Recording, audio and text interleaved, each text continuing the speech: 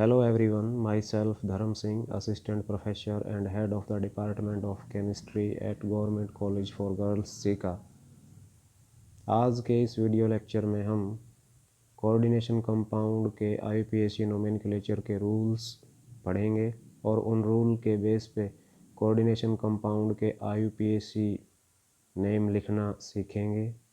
Coordination compound दो type के हो सकते हैं, आयनिक और नॉन आयनिक। आयनिक कोऑर्डिनेशन कंपाउंड वो हैं जिनमें कैटायन और एनायन दोनों मौजूद हैं। कैटायन सिंपल भी हो सकता है, कैटायन कम्प्लेक्स भी हो सकता है। तो पहला जो नोमेनक्लेचर का नियम है, ऑर्डर ऑफ नेमिंग आयन्स, उसके मुताबिक कैटायन को पहले लिखा जाता है और उसके बाद एनायन का नाम बाद में लिखा जाता है। और कैटायन और एनायन के बीच में गैप भी दिया जाता है। उदाहरण के तौर पे अगर सोडियम क्लोराइड की बात करें तो सोडियम जो कैटायन के रूप में मौजूद है उसको पहले लिखा गया है, उसके बाद क्लोरीन जो एनायन के रूप में मौजूद है क्लोराइड, उसका नाम बाद में लिखा गया है। तो इसी प्रकार कोऑर्डिनेशन कंपाउंड के अंदर अगर कैटायन मौजूद है तो कैटायन को पहले लिखा जाएगा और उसके बाद एनायन का नाम गैप देकर लिखा जाएगा। अगर कम्प्लेक्स नॉन आयनिक है तो उसका नाम एक सिंगल वर्ड में बिना किसी सेपरेशन के लिखा जाएगा। अब बात आती है आयनिक कम्प्लेक्स के नोमेनक्लेचर की। अगर तो कैटायन सिंपल है, उदाहरण के तौर पे पोटाशियम, एल्यूमिनियम, सोडियम एट्सेट्रा, तो उसका नाम सिंपली लिख दिया जाएगा। अगर कैटायन कम्प्लेक्स है तो कोऑर्डिनेशन स्फीयर अगर लिए हुए हैं तो कोऑर्डिनेशन स्फीयर के अंदर जाकर सबसे पहले लिगेंड का नाम लिखा जाएगा और लिगेंड का नाम लिखने के बाद फिर सेंट्रल मेटल आयन का नाम लिखा जाएगा। जहाँ तक बात लिगेंड के नाम की है तो अगर लिगेंड नेगेटिव है तो जनरली उसका नाम ओ में ख़त्म होगा। अगर लिगेंड पॉजिटिव है जो कि रेयर है तब उनका नाम IUM में ख़त्म होगा। न्यूट्रल लिगेंड को एज इट इज़ लिखा जाता है। कुछ न्यूट्रल लिगेंड के स्पेशल नेम भी हैं। दी गई टेबल में एनायनिक जो लिगेंड हैं उनके नाम ओ में ख़त्म हो रहे हैं। ब्रोमाइड को ब्रोमो लिखा गया है, फ्लोराइड को फ्लोरो लिखा गया है, ऑक्साइड को ऑक्सो लिखा गया है, हाइड्रोक्साइड को हाइड्रोक्सो लिखा गया है। इसी प्रकार साइनाइड को साइनो लिखा गया है, ऑक्सलेट को ऑक्सलेटो एंड सो ऑन। जहाँ तक न्यूट्रल लिगेंड की बात है उनके नाम एज इट इज़ लिखे जाते हैं। कुछ एक न्यूट्रल लिगेंड ऐसे हैं जिनके नाम स्पेशल हैं। उदाहरण के तौर पे अमोनिया को एमीन लिखा जाता है, वाटर को एक्वा लिखा जाता है, नाइट्रिक ऑक्साइड को नाइट्रोसिल, कार्बन मोनोऑक्साइड को कार्बोनिल, O2 को डाइऑक्सीजन, नाइट्रोजन जो मॉलिक्यूल है N2 उसको डाई नाइट्रोजन के रूप में लिखा जाता है। पीरिडीन का नाम एज इट इज़ लिखा गया है। इसी तरह से इथाइलिन डाइअमीन का नाम भी एज इट इज़ लिखा गया है। फिर बात आती है ऑर्डर ऑफ नेमिंग लिगेंड्स की। अगर कोऑर्डिनेशन स्फीयर के अंदर मोर than one type of ligands मौजूद हैं तो उनके नाम अल्फ़ाबेटिकल ऑर्डर में लिखे जाएंगे, irrespective of being negative, neutral और पॉजिटिव। मीन्स पॉजिटिव नेगेटिव या न्यूट्रल का हिसाब ना रख के उनके नाम अल्फ़ाबेटिकल ऑर्डर में लिखे जाएंगे। अब परफेक्ट हमारे सामने एक एग्जांपल मौजूद है। इस कम्प्लेक्स के अंदर कैटायन जो है वो कम्प्लेक्स है और कोऑर्डिनेशन स्फीयर में दो टाइप के लिगेंड मौजूद हैं, अमोनिया जिनको एमीन लिखा जाता है और क्लोरीन जिसको क्लोरो के रूप में लिखा जाता है। तो अल्फ़ाबेटिकली अमोनिया पहले आ रहा है क्लोरो से, इसलिए एमीन जो अमोनिया का नाम है वो सबसे पहले लिखा जाएगा। फिर बारी आती है अगले रूल की, numerical prefixes to indicate number of ligands. अगर एक ही टाइप के ligand more than one quantity में मौजूद हैं, एक ही टाइप के जो लिगेंड हैं वो एक से ज़्यादा संख्या में मौजूद हैं, तो उनकी संख्या को इंडिकेट करने के लिए जो न्यूमेरिकल प्रीफिक्स हैं डाई, ट्राई, टेट्रा इस्तेमाल किए जाते हैं। फॉर एग्जांपल, ऊपर दिए गए कम्प्लेक्स के अंदर 5 एमीन मौजूद हैं, 5 अमोनिया मॉलिक्यूल मौजूद हैं, तो उनका नाम पेंटा एमीन लिखा जाएगा।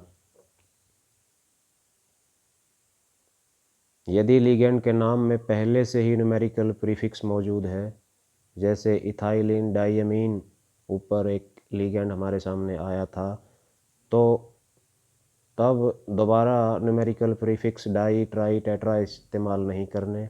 उस केस में जो न्यूमेरिकल प्रीफिक्स हैं bis 2 के लिए, अगर 3 लिगेंड मौजूद हैं तो ट्रिस इस्तेमाल होगा, 4 हैं तो टेट्राकिस इस्तेमाल होगा। ये bis, ट्रिस और टेट्राकिस जो प्रीफिक्स हैं ये उन लिगेंड के केस में इस्तेमाल होंगे जिनके नाम के अंदर पहले से ही न्यूमेरिकल प्रीफिक्स मौजूद है। फिर बारी आती है नाम के ख़त्म होने की। यदि तो कॉम्प्लेक्स एनायनिक है तो मेटल आयन का नाम 8 में ख़त्म होगा। अगर कॉम्प्लेक्स कैटायनिक या न्यूट्रल है तो मेटल का नाम एज इट इज़ लिखा जाएगा। उदाहरण के तौर पे अगर वेनेडियम मेटल मौजूद है और एनायन के रूप में मौजूद है तो वेनेडियम को वेनेडेट के रूप में लिखा जाएगा, क्रोमियम को क्रोमेट के रूप में लिखा जाएगा, मैग्नीज को मैग्नेट के रूप में लिखा जाएगा, आयरन को फेरेट के रूप में, कोबाल्ट को कोबाल्टेट, निकल को निकलेट, कॉपर को क्यूपरेट और जिंक को जिंकेट के रूप में। आखिर में बारी आती है सेंट्रल मेटल एटम या आयन की ऑक्सीडेशन स्टेट की। तो कॉम्प्लेक्स के अंदर जो ऑक्सीडेशन स्टेट है सेंट्रल मेटल आयन की, वो रोमन न्यूमेरल 2, 3, 4 एट्सेट्रा से डिनोट की जाती है और ब्रैकेट में कॉम्प्लेक्स के नाम के आखिर में बिना किसी गैप के लिखी जाती है। अब इसके बाद रूल पढ़ने के बाद हम कुछ कोऑर्डिनेशन कंपाउंड के IUPAC नेम लिखने की कोशिश करते हैं। 2 कॉम्प्लेक्स हमारे पास मौजूद हैं, दोनों आयनिक हैं। फ़र्क ये है कि कॉम्प्लेक्स ए में कैटायन कॉम्प्लेक्स है, बी में कैटायन सिंपल है, पोटासियम के रूप में मौजूद है। तो पहले नियम के मुताबिक कैटायन का नाम सबसे पहले लिखा जाएगा। चूँकि कैटायन कॉम्प्लेक्स है इसलिए कोऑर्डिनेशन स्फीयर के अंदर जाके सबसे पहले लिगेंड का नाम लिखा जाएगा। लिगेंड एक ही टाइप के हैं, वाटर मौजूद है जिसको एक्वा लिखा जाएगा, लेकिन नंबर में वो 6 हैं, इसलिए जो न्यूमेरिकल प्रीफिक्स है हेक्सा लिखा जाएगा। तो हेक्सा एक्वा, उसके ठीक बाद कोबाल्ट एज इट इज़ लिखा गया है। ऐसा इसलिए है कि कैटायन जो है वो मेटल जो है वो कैटायन के रूप में मौजूद है। ऑक्सीडेशन जो स्टेट है कोबाल्ट की इस कॉम्प्लेक्स में जो +3 है वो रोमन न्यूमेरल से रिप्रेजेंट कर दी गई है। इसके यहाँ तक नाम लिखने के अंदर कोई गैप नहीं रखना है, फिर थोड़ा सा गैप देना है और उसके बाद एनायन जो कि क्लोराइड है वो लिखा गया है। नाम लिखते वक्त एक ध्यान रखना है, कई स्टूडेंट ट्राई क्लोराइड लिख देते हैं, ये ट्राई क्लोराइड नहीं लिखना, इसको क्लोराइड लिखना है। ये जो 3 न्यूमेरिकल जो ये प्रीफिक्स आया हुआ है जो सबस्क्रिप्ट में लिखा है क्लोरीन के, ये असल में कैटायन का चार्ज है जो उसके पैर में आया है फार्मूला लिखते वक्त, इसलिए क्लोराइड लिखना है ना कि ट्राई क्लोराइड। तो कॉम्प्लेक्स का पूरा नाम हो गया है हेक्सा एक्वा कोबाल्ट 3 गैप देने के बाद क्लोराइड। दूसरा जो कम्प्लेक्स है उसमें कैटायन सिंपल है, तो कैटायन का नाम लिखा पोटासियम, ना कि डाई पोटासियम, क्योंकि ये जो 2 आया हुआ है ये एनायन का चार्ज है जो पोटासियम के पैर में लिखा गया है। तो पोटासियम को सिंपल लिखा, उसके बाद थोड़ा गैप दिया। अब एनायन का नाम लिखना है। एनायन चूँकि कम्प्लेक्स है तो स्क्वायर ब्रैकेट के अंदर यानी कोऑर्डिनेशन स्फीयर के अंदर जाके सबसे पहले लिगेंड का नाम लिखा गया है। लिगेंड क्लोराइड है तो जिसको क्लोरो लिखा जाएगा, लेकिन जो नंबर है क्लोराइड का वो 4 है तो टेट्रा क्लोरो। अब प्लेटिनम को प्लेटिनेट लिखा गया है क्योंकि मेटल एनायन के अंदर मौजूद है, और एंड में जो प्लेटिनम की ऑक्सीडेशन स्टेट है +2 वो रोमन न्यूमेरल में ब्रैकेट में लिख दी गई है बिना किसी गैप के। अगला जो रूल है पॉइंट ऑफ अटैचमेंट, ये एम्बिडेंट लिगेंड के लिए इस्तेमाल होता है। यदि कम्प्लेक्स के अंदर कोई एम्बिडेंट लिगेंड है जो कि हम डिफाइन कर सकते हैं, जो at the given time monodentate होता है लेकिन मोर देन वन साइट वो कोऑर्डिनेट कर सकता है सेंट्रल मेटल आयन के साथ। उदाहरण के तौर पे NO2 है जो वो एक एम्बिडेंटेड लिगेंड है, तो उस केस में उस लिगेंड का जो पॉइंट ऑफ अटैचमेंट है मेटल के साथ वो इंडिकेट करना है एटम का सिंबल लिख के। उदाहरण के तौर पे नीचे ये कम्प्लेक्स जो दिया गया है इसमें NO2 एम्बिडेंटेड लिगेंड है, लेकिन ये ऑक्सीजन से अटैच हुआ है कोबाल्ट के साथ, इसलिए नाम जहाँ तक लिखने की बात है, चूँकि ये पूरा कम्प्लेक्स नॉन आयनिक है, तो स्क्वायर ब्रैकेट के अंदर जब जाएंगे तो 2 टाइप के लिगेंड मौजूद हैं, एमीन और नाइट्राइटो। चूँकि एमीन 3 है इसलिए ट्राई एमीन लिखा गया है, बिना किसी गैप के ट्राई नाइट्राइटो लिखा गया है। चूँकि NO2 है जो वो ऑक्सीजन से अटैच है तो point of attachment oxygen atom के थ्रू शो किया गया है, और एंड में कोबाल्ट एज इट इज़ लिखा गया है, और लास्ट में ऑक्सीडेशन स्टेट है जो कोबाल्ट की +3 वो लिखी गई है। तो पॉइंट ऑफ अटैचमेंट जो पॉइंट है वो उन कम्प्लेक्स के ऊपर लागू होता है जिनके अंदर कोई एम्बिडेंटेट लिगेंड मौजूद हो। अगला जो रूल है bridging group in bidentate ligand. कई लिगेंड ऐसे हो सकते हैं जो एक ब्रिज का काम करते हैं 2 मेटल आयन के बीच में किसी कम्प्लेक्स के अंदर। तो ऐसे केस में ग्रीक लेटर म्यू इस्तेमाल करना है लिगेंड के नाम से पहले, और हाइफन से उसको सेपरेट करना है।